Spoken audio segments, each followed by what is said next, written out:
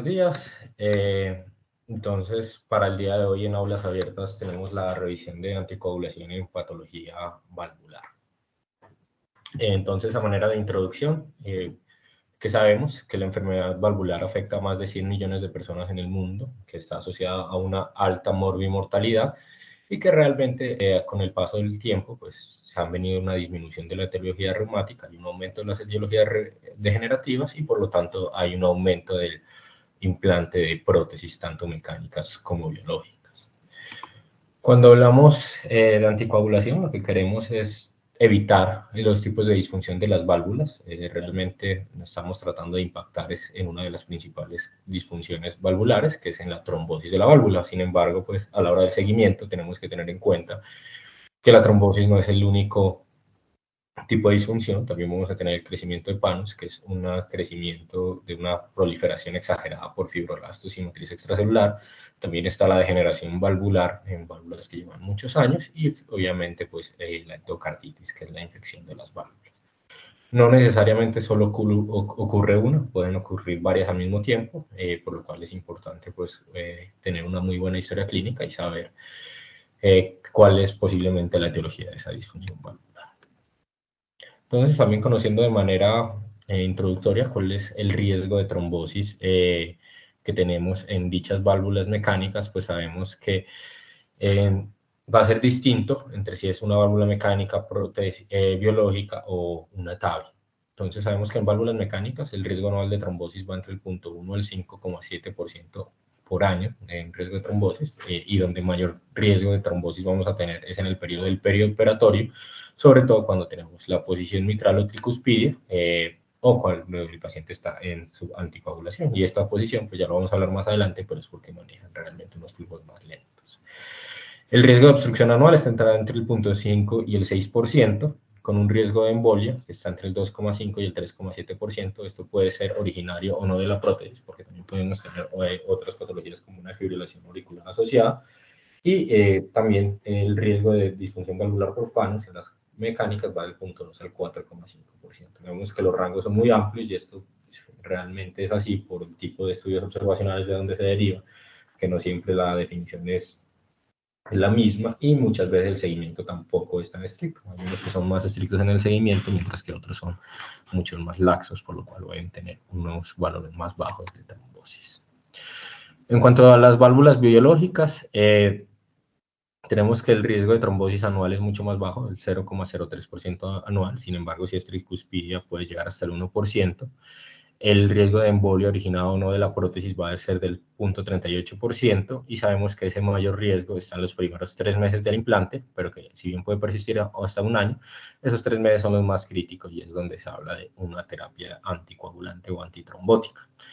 Estas válvulas biológicas van a tener como un stent o un anillo alrededor de donde se pega al corazón, y obviamente esto al no endotelizar tan rápido va a tener un poco más de riesgo de trombosis. Sin embargo, pues no va a cambiar mucho a la hora del manejo. En las válvulas transcatéter, que vienen a ser todas las TAVI, pues sabemos que el riesgo de trombosis no está muy establecido. Algunos sugieren que hay hasta un 7% de trombosis por TAC, sin embargo, solo el 18% es sintomática, dado que muchas veces son pequeñas trombosis que no producen ningún síntoma y tampoco van a requerir ningún otro tipo de manejo, pero esto todavía no se sabe muy bien. Y el riesgo de embolia tampoco está muy claramente establecido. Lo que se sabe es que ocurre más en los 3 primeros meses y luego disminuye hasta igualarse con el riesgo en la población general. Entonces, ¿por qué se produce la trombosis? Realmente lo que hay es una triada de bicho, donde hay problemas entre los factores de superficie, los factores hemodinámicos y los factores hemostásicos, donde pues vamos a ir desencadenando, hablando cada uno de ellos un poco más para ver por qué se da esta trombosis. Realmente es una combinación de los 3 factores.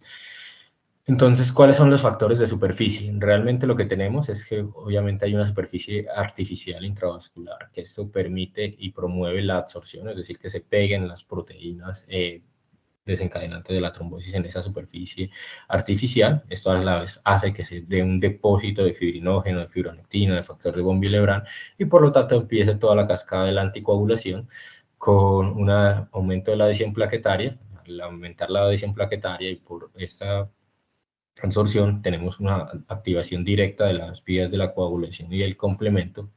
Esto nos empieza a formar una red plaquetaria de fibrina en la superficie de la trombosis y se va produciendo poco a poco. Por lo general no es un evento tan agudo, no es lo más común. Y la idea es que ocurre en un principio, sobre todo en esos 3 primeros meses en las válvulas, porque después de esos 3 meses se empieza a producir una endotelización donde aparece algo de músculo liso, matriz extracelular, células endoteliales, donde ya hay la maduración y finalmente una fibrosis que disminuiría el riesgo de trombosis, sobre todo en las válvulas biológicas. Y es aquí donde también empieza a aparecer el riesgo de presentar impactos. El anillo de la sutura, pues cuando es de la válvula protésica, me va a limitar este proceso, dado que esto no endoteliza tan rápido. En las válvulas transcatéter, pues que son las TAVIs, no hay este límite, por lo que hay es un stent metálico que realmente facilita ese proceso de endotelización. Pero el problema de las válvulas transcatéter es que como se desplazan esas válvulas nativas, esas válvulas no se quitan, entonces realmente estamos dejando expuesto todo ese factor tisular a una superficie pues, de flujo y obviamente también esto nos aumentaría el riesgo de trombosis. ¿Qué tanto es clínicamente significativo? No se sabe, pero hace parte de los factores de por qué se produce una trombosis. En cuanto a los factores hemodinámicos, pues tenemos 2 cosas. Uno que es la turbulencia. Obviamente vamos a tener un flujo mucho más turbulento en estas válvulas protésicas. Esto nos va a llevar a una lesión de la neoíntima, obviamente con dicha lesión una adhesión plaquetaria a la superficie valvular y esto va a hacer que se retrase mucho más la endotelización. También vamos a tener que puede haber algo de estasis, ya sea porque el paciente tiene una hipercoagulabilidad asociada, también porque si hay condiciones como un gasto cardíaco bajo, una fibrilación auricular, una prótesis mitral, pues vamos a tener una disminución de ese lavado fisiológico del flujo del gasto cardíaco, por lo tanto no se van a diluir tan fácil esos factores de, procoagulantes y finalmente vamos a tener un aumento del riesgo trombótico. También pues está influenciado mucho por la posición anatómica y por los flujos que manejan, por eso se sabe que las válvulas en el corazón derecho tienen una tasa de trombosis hasta 20 veces más frecuente en la tricuspidia que en la mitral, y por eso mismo que el flujo es más lento, la trombosis es 2 a 3 veces mucho más frecuente en la válvula mitral que en la válvula aórtica. También vamos a tener que hay una lesión tisular local durante el reemplazo, obviamente durante la cirugía. Esto nos permite exponer el factor tisular y por lo tanto desencadenar esa cascada anticoagulante. Vamos a tener también una que va a ser distinto, pues si es una válvula quirúrgica o una válvula transcatéter, dado que en la válvula transcatéter el riesgo va a estar dependiendo de la manipulación que se hace en el procedimiento. Si se hace una dilatación muy agresiva, si se manipula mucho el catéter, obviamente estamos exponiendo más factor tisular. Y si la válvula nativa está muy degenerada, pues obviamente mayor exposición a factor tisular y mayor riesgo de una trombosis. Por causas secundarias, todos los factores de riesgo de trombosis que ya conocemos, enfermedad renal crónica, anemia, tabaquismo, obesidad, y factores que son menos frecuentes, pero todo esto finalmente es una sumatoria de eventos. Entonces, estos son pues como el resumen de los factores que dependiendo de las válvulas, lo que sabemos es que en las válvulas derechas hay un flujo de menor velocidad y por lo tanto mayor riesgo de trombosis. Por eso en las válvulas tricuspídeas los factores hemodinámicos que más van a pesar es ese estasis venoso y ese flujo lento. Vamos a tener también el riesgo de la lesión del tejido y en cuanto a la superficie, pues si hay una endotelización incompleta o que la prótesis haya quedado en una mala posición, lo que me predisponga a una mayor turbulencia de flujo. En el lado izquierdo, la válvula aórtica, pues vamos a tener también los mismos factores de superficie, de que hay una incompleta endotelización, de que no se quedó mal posicionada la válvula, la lesión de factor tisular.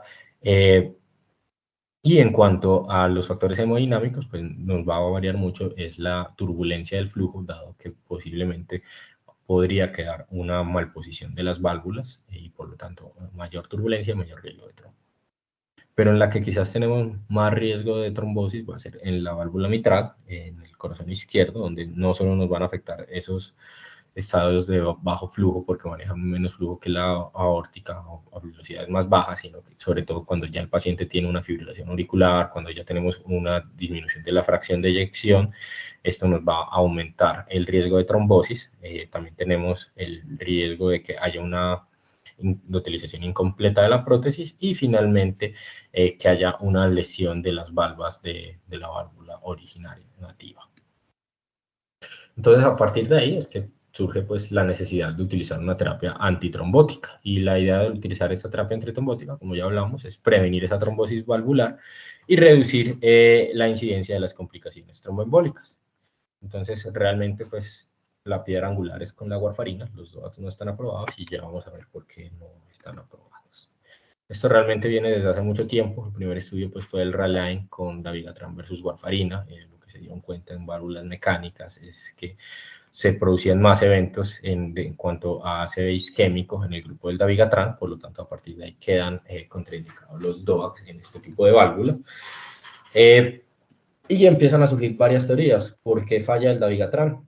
Pues se habla de que hay una formación de trombos que está más desencadenada por la activación de la vía intrínseca, donde no solo se necesita el factor tisular, sino también está activo la trombina, el factor 12, el factor 11, que el dabigatran al inhibir la trombina es en una relación 1 a 1, entonces la cantidad de trombina que se genera como tal en este tipo de pacientes supera con creces la cantidad de trombina que se puede inhibir y por lo tanto no se logra anticoagular al paciente, mientras que cuando están con warfarina, como no solo inhibo la trombina, sino todos los factores vitamina K dependientes, realmente hay menos trombina y por lo tanto menos factores procoagulantes.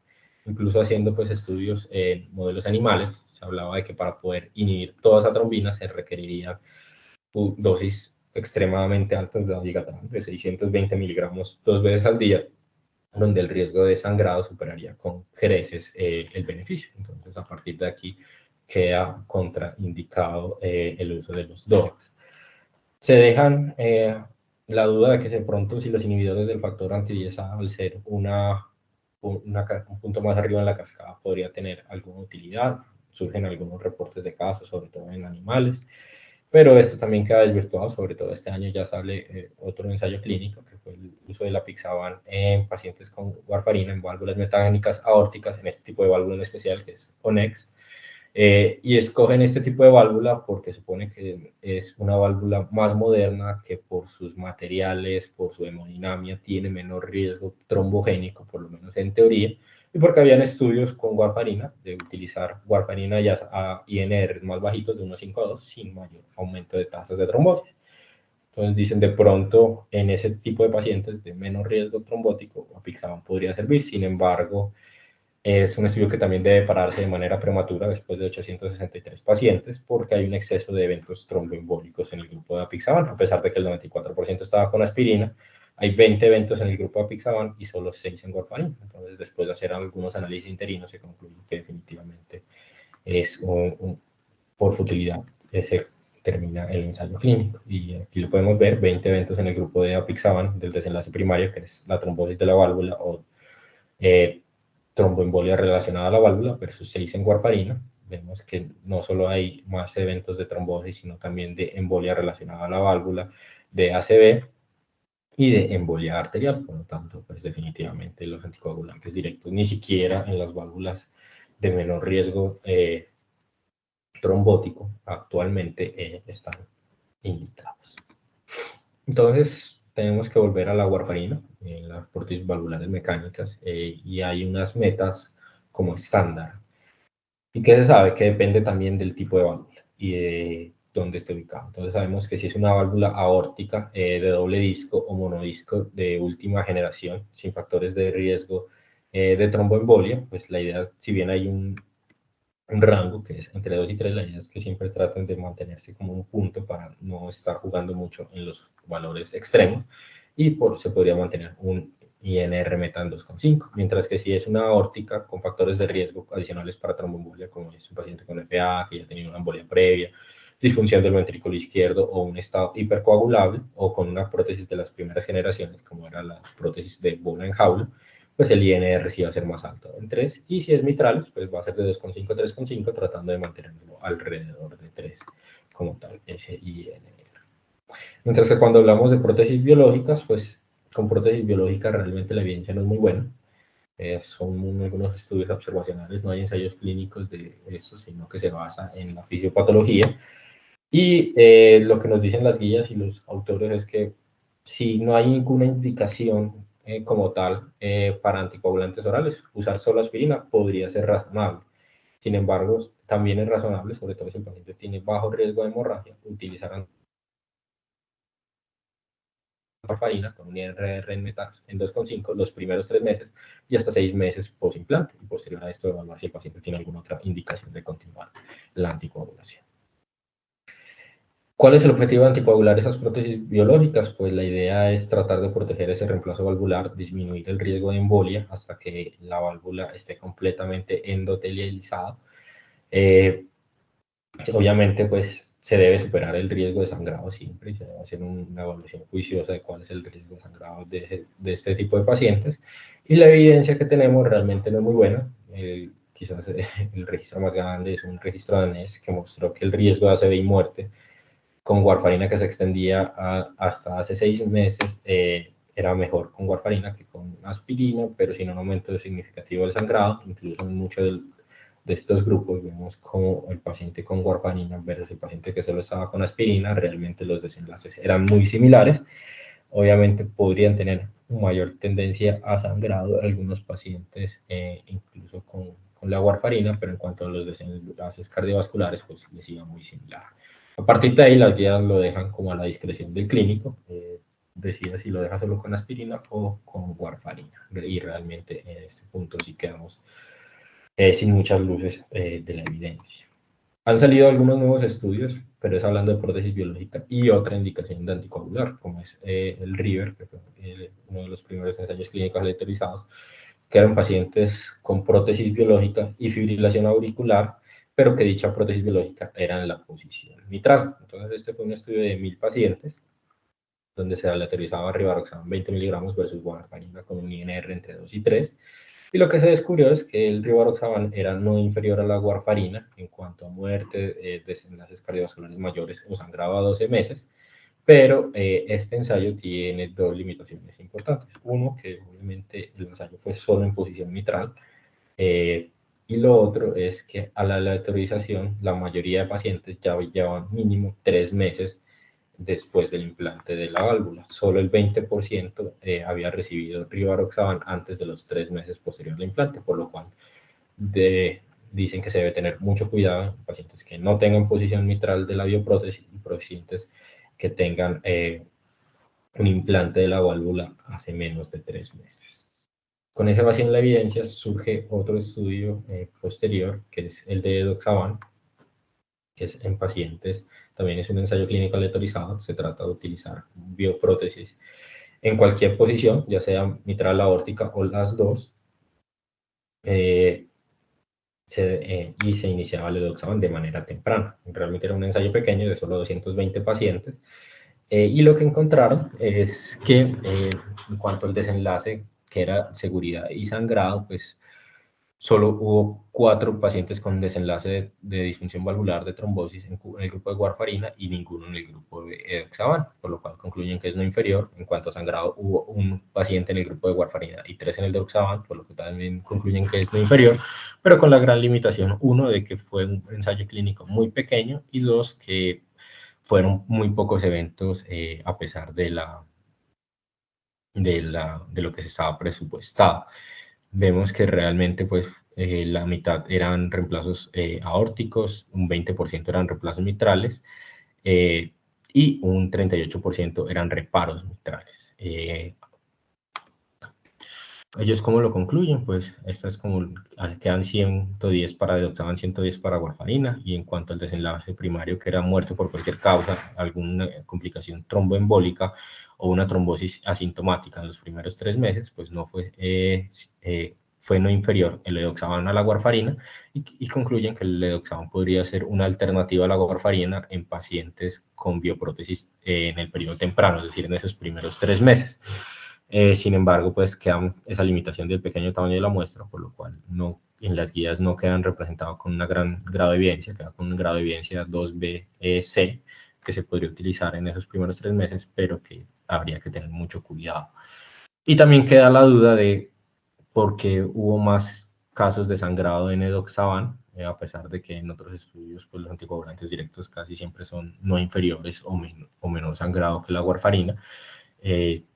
Dejan esa duda como abierta de será que el edoxaban se comporta distinto y presenta más tasas de sangrados, pero para poder corroborar esto pues se requeriría de estudios mucho más grandes.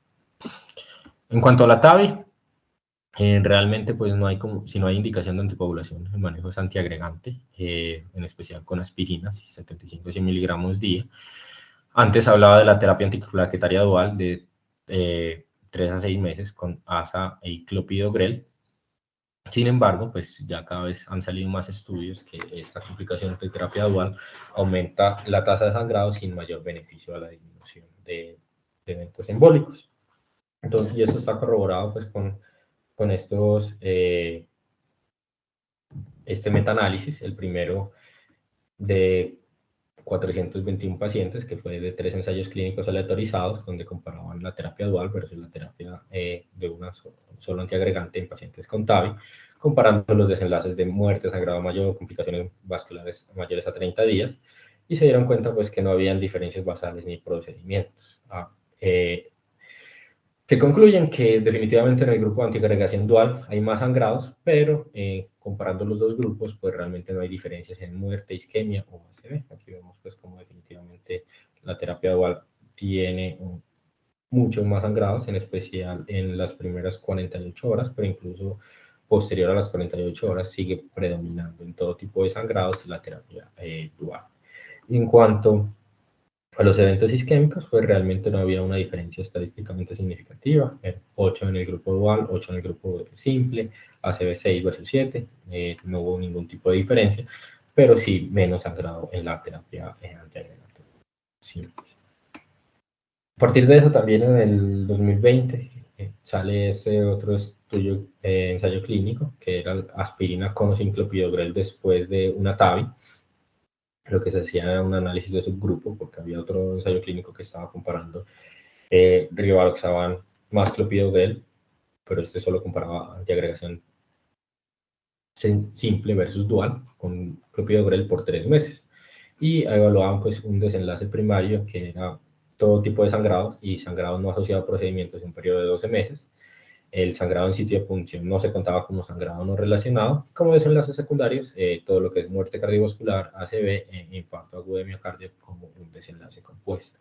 Lo que se dieron cuenta es que definitivamente había más sangrado en el grupo del clopidogrel sin diferencias significativas en el grupo de los desenlaces secundarios. Entonces vemos como el RR para sangrado pues le iba mucho mejor a la aspirina con RR de 0.5. Y en cuanto a muerte cardiovascular, ACV isquémico o infarto agudo del miocardio, pues realmente les fue igual. Entonces, a partir de ahí, estas son las recomendaciones generales que nos dan las guías del 2021 en cuanto a la terapia antitrombótica en este grupo de pacientes. Entonces, sabemos que si tenemos una válvula mecánica, entonces sí o sí entran con warfarina de por vida. Si además de esto tiene enfermedad coronaria, se podría considerar la adición de aspirina si el paciente tiene bajo riesgo de sangrado. Si el paciente va a necesitar algún tipo de procedimiento pues, invasivo, evaluar si va a requerir terapia puntual.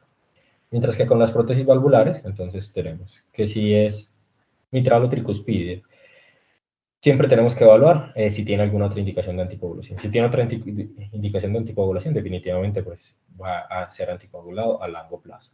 Si no tiene esa otra indicación, si es mitral o tricuspidia, pues se anticoagulan por 3 meses inicialmente.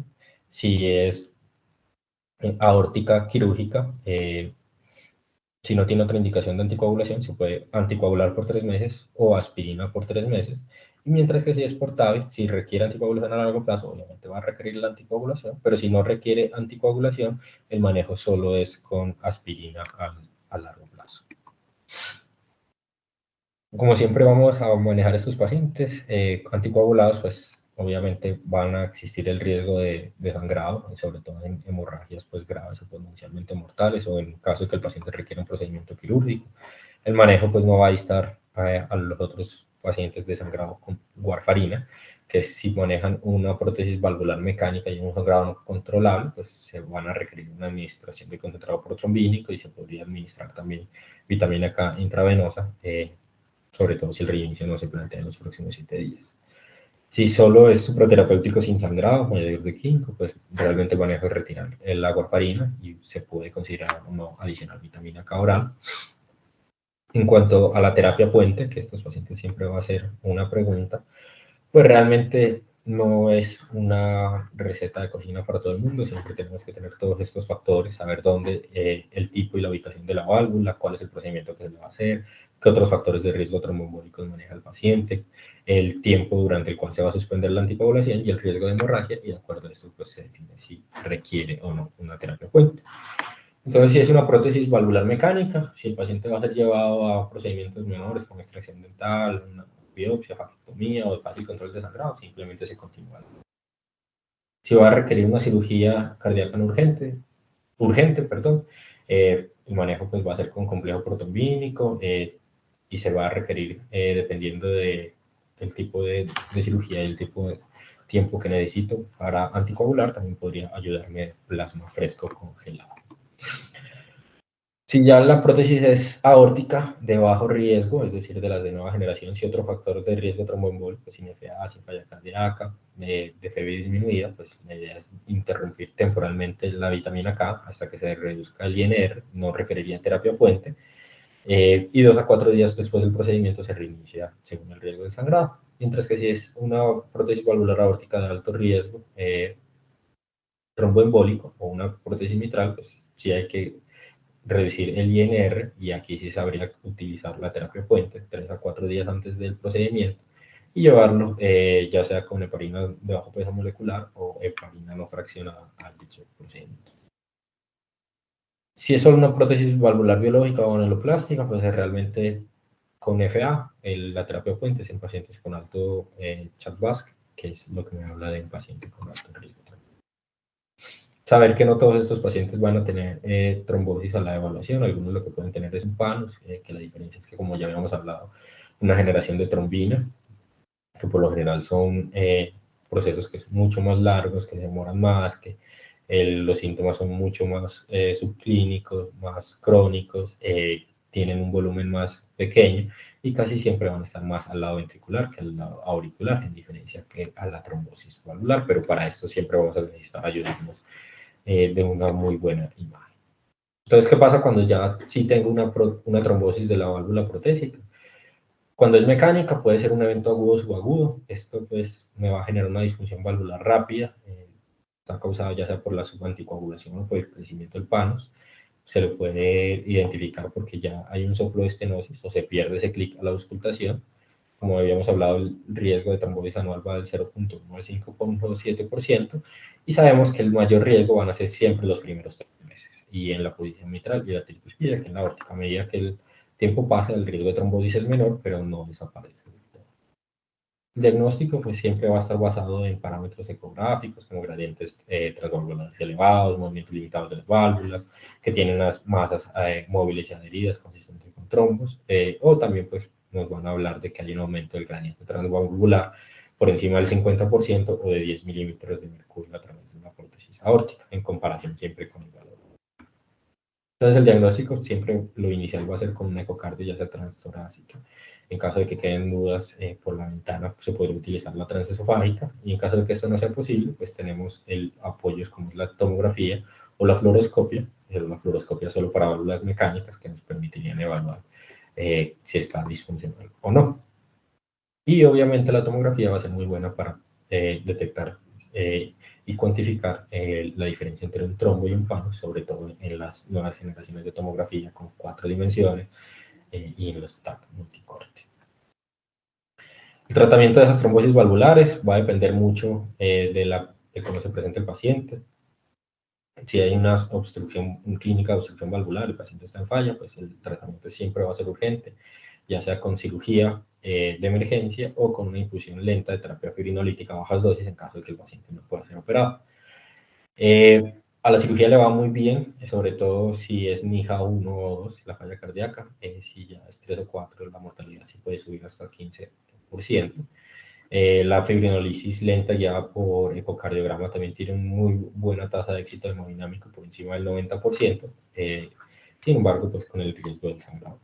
Esto está evidenciado pues, en este estudio clínico que fue el Promethe Trial de trombolisis lenta, de activador tisular del plasminógeno a dosis bajas, 25 miligramos, con una infusión lenta de 6 horas, y que se podía repetir por máximo 8 horas. Ellos pues realmente planteaban que se iba haciendo un control ecográfico y dependiendo del control se continuaba la infusión o no, y finalmente lo que ellos encuentran es que cuando hay un trombo obstructivo, a la evaluación por Doppler hay una resolución del aumento del gradiente y la disminución del área valvular, hay definitivamente una mejoría clínica de los síntomas, hay una reducción de más del 75% en el diámetro principal del área del trombo, hay una gran cantidad pues, de éxito completo y éxito parcial, con poca porcentaje pues, de complicaciones y de sangrado. Cuando el trombo no es obstructivo, también hay un éxito completo de más del 75% de la disminución del trombo, y se habla de un éxito parcial cuando solo se reduce entre el 50 al 75%. Entonces, ¿qué va a favorecer la cirugía o la fibrinolisis? Obviamente, pues si hay un equipo quirúrgico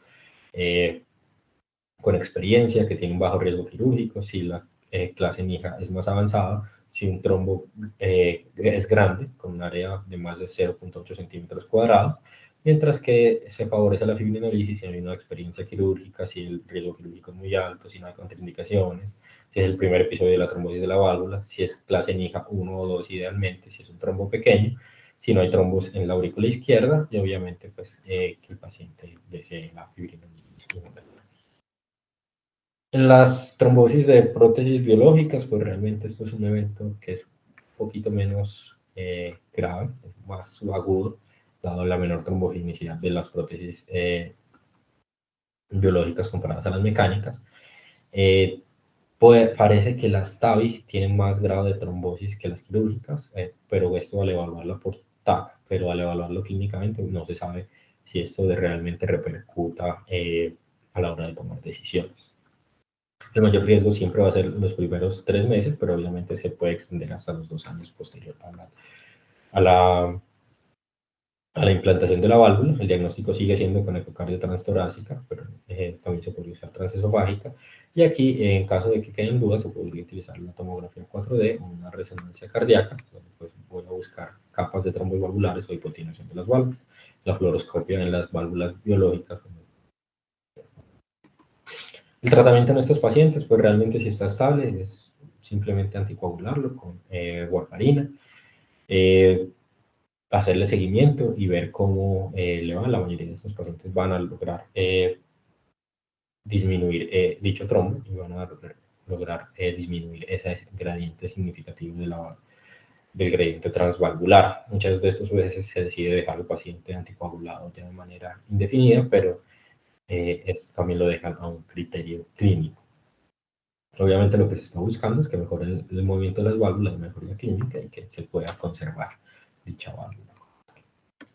Si ya hubo un evento de embolia, pues lo que se debe buscar es primero evaluar si la anticoagulación sí estaba adecuada, cuánto tiempo venía en el rango terapéutico, si excluir obviamente causas infecciosas, excluir que no sea una FA de nueva aparición, buscar si hay algún estado de hipercoagulabilidad asociado, pero si definitivamente nada de esto se cumple, entonces, pues, ¿cuáles son las estrategias que tenemos? Sabemos que si era una válvula aórtica mecánica y venía en un rango terapéutico con warfarina, entonces es razonable aumentar el objetivo del INR, ya sea de 2,5 pasarlo a 3, o agregar dosis bajas de aspirina. Si era una válvula mitral mecánica, también en rango terapéutico, aumentar el INR de 3 probablemente a 4, o agregar aspirina a dosis baja. Y si es biológica, pues considerar si el paciente venía con ASA, pasarlo a anticoagulación con warfarina. Entonces, este es como un algoritmo de qué hacer en este caso de evento, que realmente es el resumen de lo lo que habíamos hablado, aumentar el INR y adicionar warfarina en caso de que sea una bioprótesis unida solo con antiagregario, que es dejarlo anticoagulado. Cuando hay una sospecha de una trombosis de válvula mecánica, siempre empezar con ecocardio y dependiendo de esto, ver si el paciente requiere cirugía o una terapia fibrinolética, pero si es una trombosis de la válvula biológica, pues a partir de del diagnóstico, iniciar la anticoagulación y ver cómo se comporta el paciente. Eso era lo que les traía para el día de hoy. No sé si queda alguna duda, pregunta o comentario. No, me parece que está supremamente bien sintetizada la evidencia. Te felicito por la presentación. Yo tengo una pregunta. Si uno mira el estudio River que tú mencionaste, tú lo dijiste bien de todas maneras que solamente el 20% de los pacientes empezaron desde cero y el resto después de los 3 meses, pero de todos modos, si uno mira ese estudio River, en donde son pacientes que tienen válvula mitral biológica y además fibrilación auricular, y les funciona bien el Rivaroxaban, entonces uno podría suponer o especular que también el paciente que tiene solamente la válvula biológica y que no tiene fibrilación auricular, que es un paciente de menos riesgo, se podría anticoagular también en forma segura esos 3 meses con Rivaroxaban y sería la cosa un poco más sencilla. Y así le evitaría a uno al paciente la molestia pues, de tener que ponerle un warfarina, que de todos modos es un poco más complicado y tiene más riesgo de sangrado. ¿Qué opinas de esa premisa? Profe, sí, eso se puede, incluso pues le dan un valor en la evidencia en las guías. Obviamente no se lo dan con el mismo peso que la warfarina, pero sí se podría, incluso más con el estudio de Doxaban que salió después, que sí fue en ese tiempo inicial. El problema es que han sido, pues el de Doxaban fue estudio pequeño y el otro pues el tiempo inicial de que solo el 20% había estado en esos 3 primeros meses, pero sí se puede utilizar. Tienen el aval pues por guías, obviamente le bajan el grado de recomendación, pero es algo para discutir con el paciente. Sebastián, buenos días. Buenos días, profe. Sí, yo tengo una pregunta y es un caso que inclusive se presentó recientemente aquí en el hospital, que le queda a uno la duda o pues como para discutir. Un caso de un paciente con una fibrilación auricular valvular que venía anticoagulado con warfarina, se le hizo reemplazo de la válvula mitral por una biológica. A partir de ese momento que se hace corrección de la válvula biológica, ya se considera que la fibrilación auricular no es valvular y entonces la anticoagulación a largo plazo, después de los primeros 3 meses, ya podría ser con un DOAC, o en ese escenario la warfarina seguiría de elección como tratamiento a largo plazo por haber tenido la historia de la fibrilación auricular valvular. Ese caso. Y si le adicionamos un problema más, o una situación más en el cual se le haga un cierre de la auriculilla a ese mismo paciente, ¿cómo sería la anticoagulación? ¿Tendría indicación de continuar anticoagulación, sí o no? ¿Y sería con warfarina o con un antagonista labial o con un DOAC? Profe, pues en el primer caso de que él era valvular y ya quedó con una prótesis biológica, sí ponen como en condición de que en las guías de que ya se podría manejar, es como una bioprótesis, pero ya queda en un paciente con un mayor riesgo por haber tenido una estenosis mitral, entonces que uno sí debería tener como un seguimiento mucho más estricto, pero se podría ya utilizar un anticoagulante directo después como de ese periodo inicial. Porque la idea sí sería que ese periodo inicial fuera como de los 3 primeros meses, que continúe con la warfarina, porque se consideraría que es un paciente de alto riesgo por la estenosis mitral que tenía, pero luego ya sí se podría utilizar un anticoagulante directo. En el caso del cierre de la auriculilla, dependería ya de con qué válvula quedó. Si quedó con una válvula biológica, pero sigue, o sea, sería ver por qué requirió el cierre de la auriculilla, si estaba contraindicada la anticoagulación.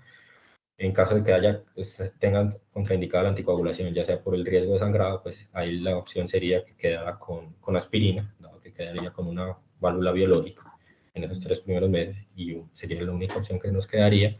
Y en el caso de que no sea por contraindicación de la anticoagulación, sino porque estaba haciendo eventos recurrentes, se podría continuar anticoagulado. ¿Con qué? Si con warfarina o con un anticoagulante directo, pues ahí sí ya sería considerando que probablemente fuera un paciente de alto riesgo, hablar con el paciente y probablemente termine con warfarina.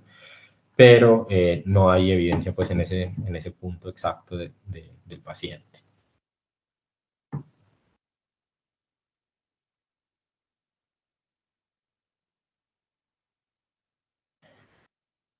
En el chat hay unas preguntas, si se puede tener un paciente con warfarina y ASA. Sí, sí se puede. Obviamente tiene más riesgo de sangrado, la idea es dejarlos con aspirina si el paciente ya tiene alguna otra indicación, ya sea por enfermedad coronaria, por enfermedad arterial periférica sintomática, o que haya tenido ya eventos embólicos a pesar de la warfarina, pero obviamente explicándole el mayor riesgo de sangrado. Y hay otra otro pregunta. Sí. Bueno, no. Ahorita pues ya yo lo empecé a esbozar. El tema del cierre percutáneo de la auriculilla, que muchas veces es de hecho porque los pacientes tienen contraindicaciones de anticoagulación. ¿Qué terapia antitrombótica se requiere durante el procedimiento? Pues, o en el corto plazo posterior al procedimiento. Sobre todo lo pregunto por eso, porque hay pacientes que a veces se les ordena esto porque han tenido temas severos, sangrados cerebrales y cosas de esas, pero también en el momento hay que darle alguna terapia antitrombótica, entonces a veces eso se vuelve un problema. Sí, la verdad, esa es la principal, pues, como contraindicación, porque siempre durante el procedimiento, pues, tienen que estar antiagregados y muchas veces también hay que anticoagularlos durante un tiempo inicial. Entonces, ahí es el problema. Por lo menos deben quedar antiagregados y ya luego se podría retirar esto, pero siempre va a estar esa limitante.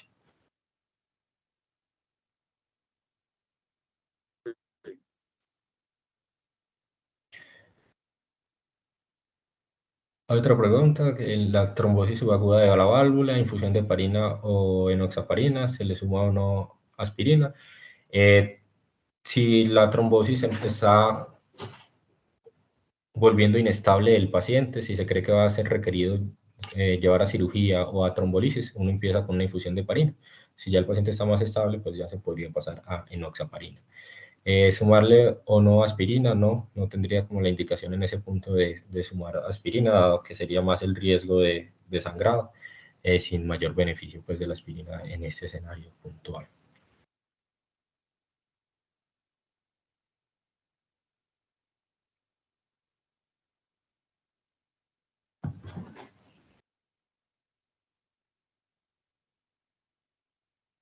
Sebas, a veces nos toca, en pacientes, por ejemplo, con una válvula mitral mecánica, nos toca suspender la anticoagulación por temas hemorrágicos. Póngale, por ejemplo, un sangrado digestivo. O incluso a veces el escenario peor es un sangrado del sistema nervioso central, por ejemplo, en el tema de un trauma o de una sobreanticoagulación. ¿Cómo se manejan esos casos donde hay que tener, por un lado, en la cuenta el riesgo hemorrágico del paciente que está sangrando, que lo puede matar, pero por otro lado, el tema del riesgo trombótico asociado a la válvula mecánica mitral?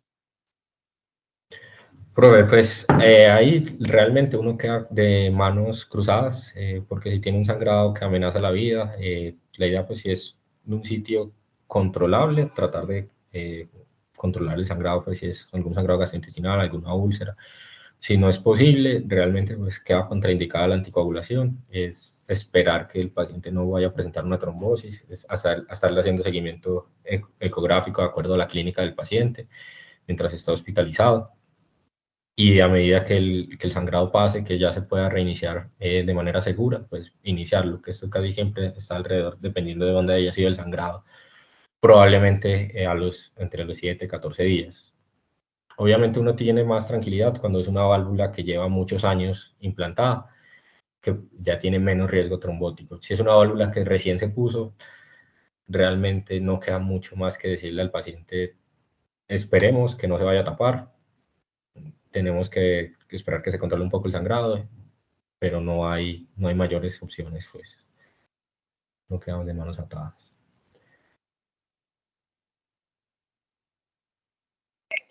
Sebastián, a veces uno con relativa frecuencia ve pacientes con válvulas mecánicas que vienen a control de anticoagulación y vienen con infraterapéutico. Son pacientes que no son conocidos de uno y realmente uno no sabe cuánto tiempo viene con esa subanticoagulación.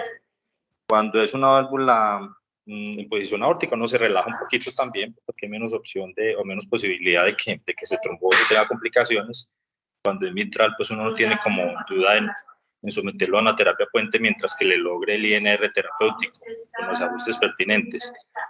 ¿Qué tan aceptada es esa conducta de una relajación positivo con las válvulas aórticas, teniendo en cuenta pues que es poco o menos la posibilidad de desenlaces adversos pues, de complicaciones? ¿Y cuánto tiempo debe considerar uno, sobre todo después de un procedimiento quirúrgico, no relajarse? Porque cuando el procedimiento quirúrgico es reciente, yo creo que es un escenario distinto. ¿Qué concepto, qué opinión tienen todos al respecto después de haber revisado el tema? Profe, sí, definitivamente si es en los primeros 3 meses, uno no debería relajarse y si está el INR subterapéutico, pues hay que volver a hacer la terapia puente. En esas válvulas que ya llevan mucho tiempo, pues dependerá de qué tan subterapéutico esté y de cuál es el tipo de válvula. Por ejemplo, si es una válvula aórtica de las nuevas generaciones, como esa ONEX del estudio de la Pixaban, incluso hay un estudio de INR de 1.5 a 2, donde no se taparon más. Entonces uno podría relajarse un poquito más si el INR no está muy subterapéutico. Si el INR definitivamente está en 1, pues este paciente sí tocaría volverlo a poner en terapia puente, pues mientras vuelve al control y mientras se ajusta la anticoagulación. Sería como esas las indicaciones. Mientras que si es una aórtica de las primeras generaciones, de las más antiguas, que tienen un riesgo trombótico más alto, también lo ideal sería someterlo pues a terapia puente mientras se logra otra vez el INR terapéutico.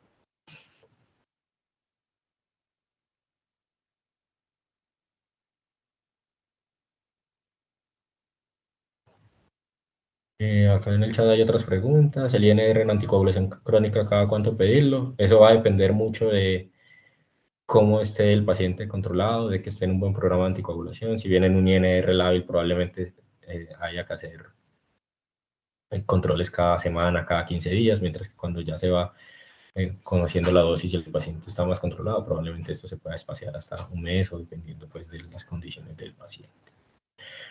¿Hace dipyridamol en alguna prevención de coágulos valvulares? Realmente la doble terapia pues antiagregante no es como la principal opción ni estaría indicada. Siempre pues va a tener, en el caso de que el paciente requiera una terapia antitrombótica, la anticoagulación como tal.